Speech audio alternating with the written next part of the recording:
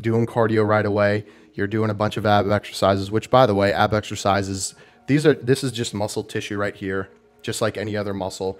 It's not going to help you lose fat any faster. Just like doing a bunch of curls isn't going to help you lose fat any faster. We don't squat every single day, right? We don't need to hit our abs every single day. It's just another muscle. We can train it a couple times a week. Now it's a smaller muscle. It's not as taxing on our body, our central nervous system, so we can get away with training it more. Again, like arms, 2-3 times a week. But people in this like association, and I understand it because a lot of belly fat gathers on the stomach, but that's not related to doing ab exercises. That's just your body's response of where it's genetically predisposed to store adipose tissue fat. And for vast majority of people, it's the stomach, the lower stomach, it's the glutes, the legs, quads, hamstrings, the lower back.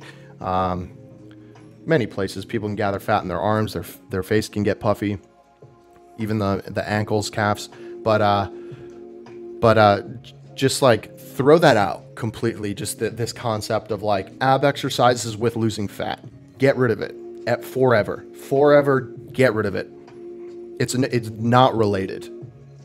It's not related. It's like if someone came up to you and was like, "Man, I've been really focused on losing fat. I've been doing bicep curls every single day." They might be like, "What?" But if you said that same thing, "Man, I've been doing ab exercises every day," the average person would be like, "Oh yeah, like definitely focused on losing fat." It's like, fucking no.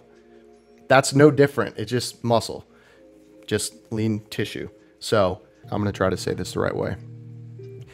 It's a pitfall that many can fall into, especially those who run on the fluffier side, more love, so to speak, to really pull out all the stops right away, as in start doing cardio intensely, start doing a lot of ab exercises, cut back on carbohydrates.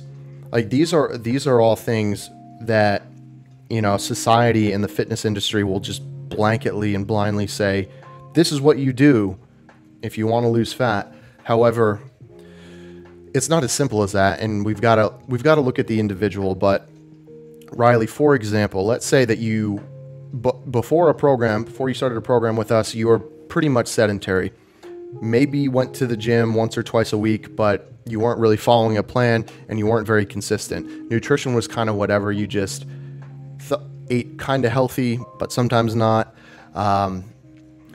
To go from that state to joining a program, being consistent with your training 4+ days a week, which is the vast majority of people here, monitoring your caloric intake and shifting your diet, and sounds like you decrease carbohydrates. So you increase your activity, you decrease your carbohydrates. Again, this is hypothetical. You start doing cardio, burning more calories, burning more carbs, and you're doing ab exercises on top of your training program. This is like trying to shoot a squirrel with a nuclear bomb, literally. It's just too much, and there's going to be some adverse side effects. A lot of stuff is going to be damaged potentially around the squirrel, right? And that's a bit of a dramatic analogy, but we can do damage by getting too aggressive too quickly with trying to lose fat. Your body can actually rebel against you and make it much harder to lose fat. Again, our body is smart, our brain is smart. It's focused on survival. And when we're not giving our body enough energy, enough calories, our body knows that.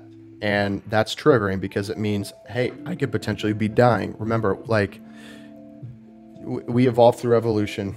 Research shows this, and our body becomes adapt to our environment. Back, not like these days with modern agriculture, but there were times where there was feast and famine.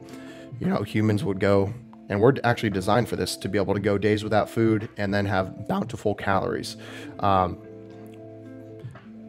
And the point I'm getting at to here is your metabolism can slow down. It's hard to do permanent metabolic damage to your metabolism, the rate at which you burn calories and expend calories. However, it temporarily will definitely slow down. So with all this increased activity, your body's response will be, all right, cool, you're going crazy out of nowhere. I'm going to slow down your metabolism. I'm going to increase your cortisol, your stress hormone, which cortisol can also be good for us in certain situations, but in this instance, it would not be good. Cortisol pretty much all but blunts fat burning. And that's, again, it's a stress response, like we just saw a bear or a tiger out in the wild, and it's focused on survival. So between slowing down your metabolism, raising your cortisol, your stress hormone, you're going to be slower at burning fat, you're going to be more stressed, you're going to have less energy, and because you're on lower calories and you're cutting your carbohydrates, like, your mood is going to kind of go to crap. And you know, when we have feel-good chemicals like endorphins, norepinephrine, dopamine release in our brain when we consume food, especially good tasting food, which has almost always carbohydrates and fats. So if we're also cutting that out, like, we're not even mentally going to be feeling as good and motivated to even do activity.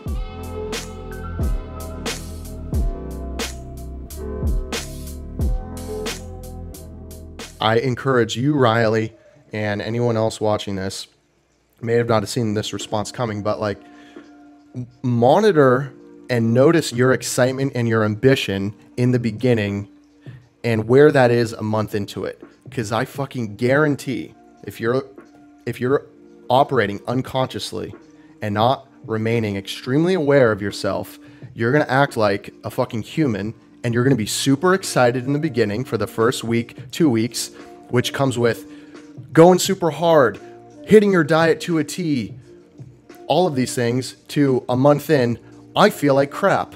I'm not motivated. Fuck this. I'm doing something else.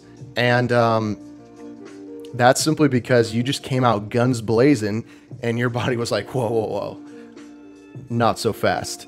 And it basically took control of your mind and was like, I'm the captain now, and you're going to slow down. Oh, side note, we're going to stop fat burning because I don't know what the heck you're doing, but I'm not comfortable with it.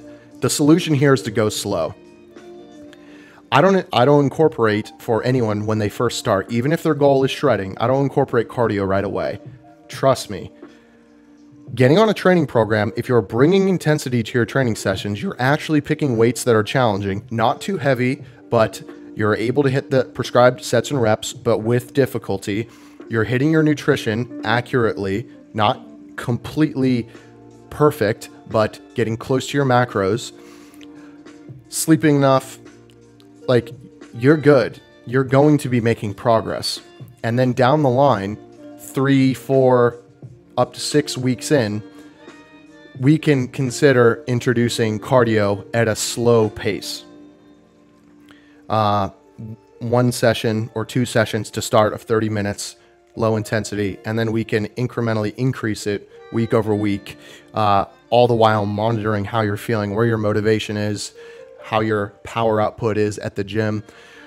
One of the first indicators for me that someone is going a bit too fast is if you're not able to maintain a level of performance in the gym. Once you eat in a caloric deficit and give your body less energy that it wants, less calories, over time, your body's going to decide that, hey, we're going to use this fat as fuel because we're not getting enough through the mouth.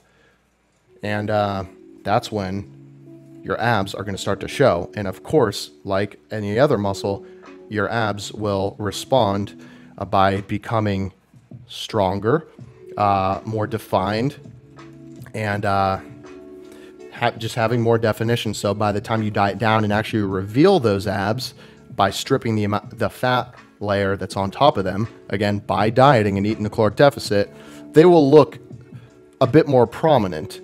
But this is assuming that for men, you're around 12-13% body fat and lower, and women 16-17% body fat and lower, is only when you're going to be able to see any difference that has been made manifest from doing ab exercises. So long answer, wanted to be thorough. Riley, I'm going to get you a specific answer based on the program you're actually on. And I just want to say, have faith, go slow, and you don't, I'll need to know a little more about what you're doing for intermittent fasting. Intermittent fasting is not required. It's a neat tool that I like to use sometimes. I just personally, it agrees with me, the type of person I am, to do intermittent fasting sometimes. Sometimes I get really focused in the zone. It's ideal to like only have a couple meals a day or one meal a day every once in a while, but it's kind of rare. So I hope you're not doing that like very, very frequently.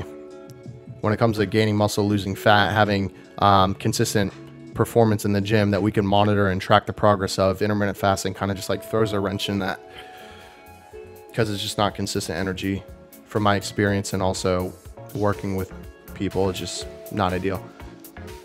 Next question.